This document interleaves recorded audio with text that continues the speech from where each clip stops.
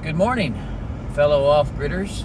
This is Off-Grid Amateur here. Off-Grid Amateur Plus is the name of the channel, and the plus stands for anything that isn't off-grid related. You know, I don't limit myself to just off-grid related stuff. Sometimes I want to include things that are just things I'm interested in. And those of you that have seen my channel know that sometimes I like to include content about this whole gig economy thing. I try them out and then I give you feedback on them, you know. And I want to talk today specifically, not necessarily to the platforms themselves, but primarily to the people who use the platform to order food. If you're ordering food on DoorDash, Grubhub, Uber Eats from your local restaurant, that is a luxury service, having food delivered to your home. And there's three types of service providers in the industry. You know, the old standby for a lot of years has been the pizza delivery driver that works at the local pizza joint, and you know, and then there's the server at the restaurant. You drive to the restaurant and you order food, and that server brings it out to you. And now the newest employee or person that works in that food service industry, hospitality, is the gig driver, the DoorDash driver, the Uber Eats and Grubhub driver. These people typically, you know, all work on different pay structures. You know, and the delivery driver for the local pizza place, he's getting, or she is getting, typically going to get minimum wage. The pizza delivery place usually gives them a mileage reimbursement, and then of course they usually get cash tips or tips that are included in the charge when people pay with their card, and then they can cash out and get all those tips at the end of the night. So, you know, they've got guaranteed earnings in the form of minimum wage and a mileage reimbursement. The servers at a restaurant, you know, their expense for the day is driving to the restaurant, and you remember, these people are receiving about half of what minimum wage is, you know, and for most areas that's right around $4 an hour, you know. So for $4 an hour, this server is taking care of the needs of multiple guests in the restaurant, and they're relying really almost entirely upon the gratuity in order to justify working there, spending the hours working there. And then we come to the newest member of the hospitality food service industry, and that's the DoorDash driver, the Grubhub driver, and then the one delivering for Uber Eats. You know, these are luxury services again, but this driver is this person that's bringing your food on these platforms from restaurants that was largely unavailable until the introduction of these platforms, is, you know, they're independent contractors. They're not making a base wage at all, and they're driving their vehicle all day, running to different restaurants all over the place. So when you're figuring out what sort of gratuity you'd like to include, bear in mind that they rely entirely upon the platform's base pay, which sometimes can be pretty low, and the gratuity for the customer. You know, also remember that when they get the offers, they see how much the total payout is, and there's a lot of orders that I personally decline just because there are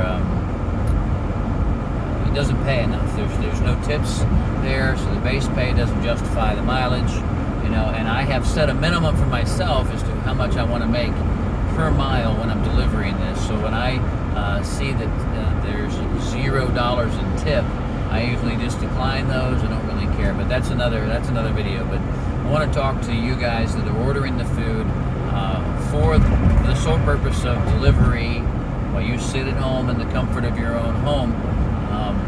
You need to remember that you know exactly where you live. You drive there every day. Your mail carrier knows exactly where you live. They go to your house nearly every day. And delivery companies like UPS, FedEx, they typically put people on the same route. So they get familiar with the neighborhood and they know the addresses over time. But when you're getting a delivery from Uber Eats, Grubhub, DoorDash, most likely you're never going to see the same delivery person twice. This is their first time coming to your home. So in your directions, you just take a moment and type it out. Usually it's leave at door, set on table. I like to set the food on an elevated surface if one's available. I don't like putting people's food on the ground. So if there's an elevated surface available, that's what I use. But in your directions, in the interest of getting the food to you faster, which is really what you want, and the delivery person wants to get the delivery done so that they can move on to the next delivery, because their entire livelihood is based on doing as many deliveries as possible in a single hour. So, that being said, include in your directions some information that is distinctive to your house. First of all, go out on the street and look at your house. Does your house have good clear numbers? If it doesn't, get some and put them in a conspicuous place, some place that can be easily seen from the road. And if you can, try to put them someplace that's well lit. That'll facilitate deliveries after dark. Also you might want to include some distinctive features. Don't mind all the noise I'm driving. About your home. Maybe include the color of your home. That's a big help. Recently I made a delivery to somebody that included the color of the home and the shutters, and that really, really helped a lot. So include like the color of your home, or if there's a particular vehicle in the driveway, the make, model, color, something along those lines. Blue Ford F-150 in driveway. It's going to help that driver to find you faster. And that's what you want. You want your food delivered faster. You don't want to wait any longer than you have to because it's being delivered. All right? So the other thing that you might want to consider doing, if you've got good clear numbers that are easy to see from your street, and they're placed in a conspicuous place, besides including those distinctive features about your home, whether it's a corner lot, you want to think about, is your delivery being made after dark? And if your delivery is being made after dark, most of those distinctive features are irrelevant. They don't really matter. So now it comes down to the address. Are your numbers conspicuous, placed in a spot where you can easily see them, and are they lit? And the best way for you to tell is to go out onto your street at night and look at your house. If you don't have clearly marked numbers, they do sell address signs or placards that are solar powered, they're backlit. You put the numbers in, you can hang them out in a place. So even if your porch light isn't on, and it seems like a lot of people forget to turn on their porch light, turn on your porch light. But make sure those numbers are visible. If you don't want to go out and spring for a backlit porch number, or you like to maintain a certain level of anonymity because none of your neighbors know where you live because you don't have numbers on your house, okay, I get it. You don't want to do that, but you might want to go out and buy some sort of little light that has a little beam, like they used to carry in the movie theaters that had that orange cone. When police officers directing traffic, they have that orange cone attached to the flashlight. Get something like that, or some sort of LED strip or rope light that is an unusual color, maybe blue or green or red, And then when you're expecting the delivery, you've been notified that your delivery's been picked up. You can see in the app that the driver is moving. They're heading towards your property, and generally the Google Maps is very, very good. But if you don't want to take all those other steps to make your house visible, just take a temporary step. Hang that unusually colored light from your door, from a porch post, something that is visible from the street, someplace that's conspicuous, and hang it out there and include that in the directions. Look for a house with red LED lights hanging from porch post or from door. You can tap a little nail in, hang it to that. If you don't want to do that, you can hang it off the glass of your storm door.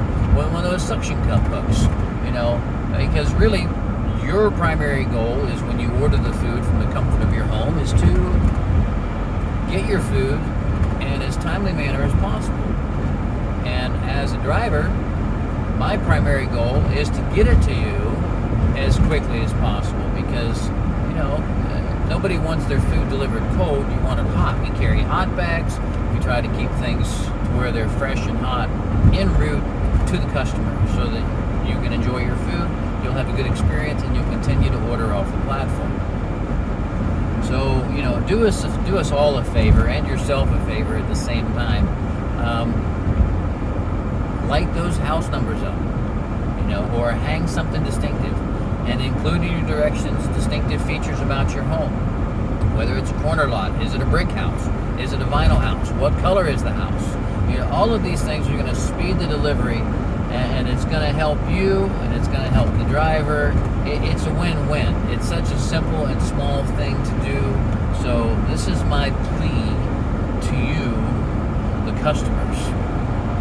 You know, put forth a little bit of effort to make things easier for both parties.